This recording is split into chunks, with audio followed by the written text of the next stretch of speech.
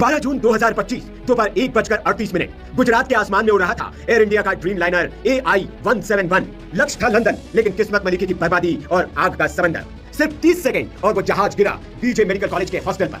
241 लोगों की मौत और जमीन पर तबाही। लेकिन उसी मलबे में थी एक कहानी, एक चमत्कार, एक नाम, ऐश्वर्या तोष्णीवाल। ये लड़की उसी हॉस्टल के 5वीं मंजिल पर सो रही थी। अचानक उसे तेज धमाका सुनाई दिया। आंख खुली तो कमरा धुएं से भर चुका था। हर सांस जहर बन चुकी थी और दरवाजे पर सिर्फ मौत थी। लेकिन तभी ऐश्वर्या ने कुछ ऐसा किया जो उसे बना गया आजाद भारत की बहादुर बेटी। ऐश्वर्या ने अपनी सूझबूझ से अपनी मौत को मात दे दी, बहादुरी से यमदूत को परास्त कर दिया और जीत ली जिंदगी की जंग। ऐश्वर्या ने तुरंत दिमाग लगाया, कमरे में इधर उधर देखा, उसे दिखा एक कंबल, वही बना उसका कवच और हिम्मत बनी हथियार। उसी कंबल में खुद को उसने लपेटा और धुएं की उस भूल भुलैया में जिंदगी का रास्ता तलाश लिया। सांस लेने के लिए दरवाजे नहीं थे, हर सीढ़ी आग से घिरी थी, लेकिन ऐश्वर्या हिम्मत के साथ उतरी। 5 मंजिल नीचे उसके हाथ चले, चेहरा झुलसा, लेकिन उसका जज्बा न डिगा न हिला।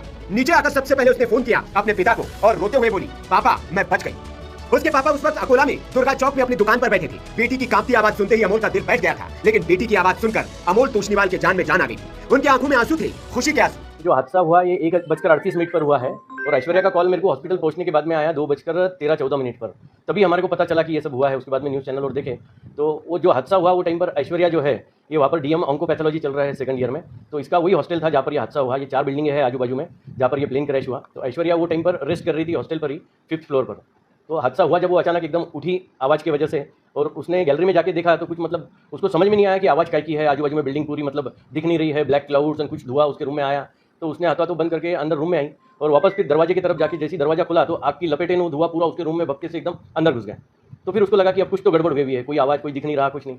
उसको सतर्कता सूझी, भगवान ने उसको मतलब बुद्धि दी कि भाई जो ब्लैंकेट था उसने वो ब्लैंकेट खुद को रैप करा चेहरे से लेकर नीचे तक के, और बगैर कुछ देखे सोचे समझे, जैसे ही मतलब उसको मालूम था रेगुलर स्टेप्स कहाँ पर है, दिख तो कुछ नहीं रहा था, वो उतरते हुए वैसे ही नीचे भागते दौड़ते आई और उसमें से सेफली बाहर निकली।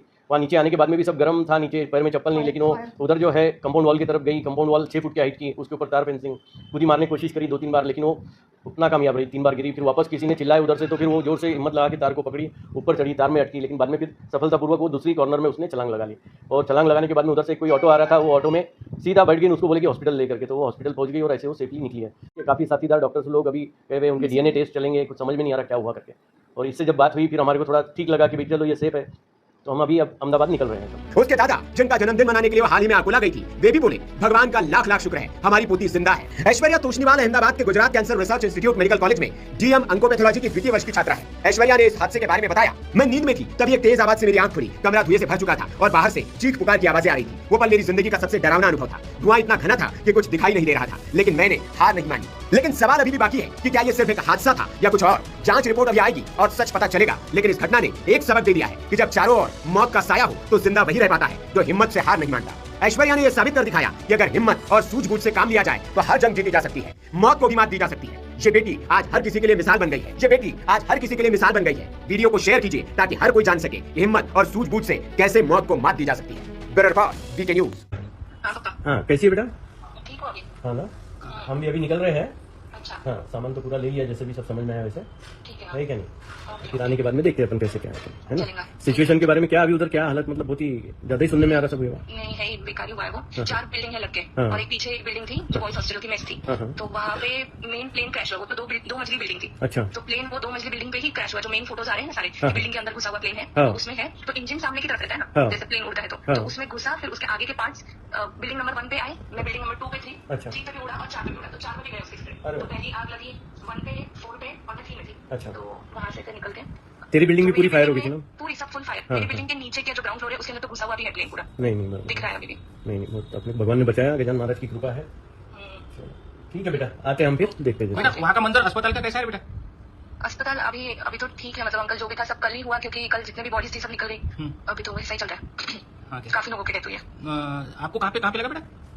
नहीं, मुझे कुछ खास लगा नहीं, मैं जल्दी निकल गई थी वहां से, उतर गई थी फटाक से ब्लैंकेट लेके। तो थोड़ा बहुत ही है इंजरीज, छोटी मोटी। अच्छा, हॉस्टल के उस वक्त का मंजर कुछ आंखों देखी, कुछ बता सकती थी?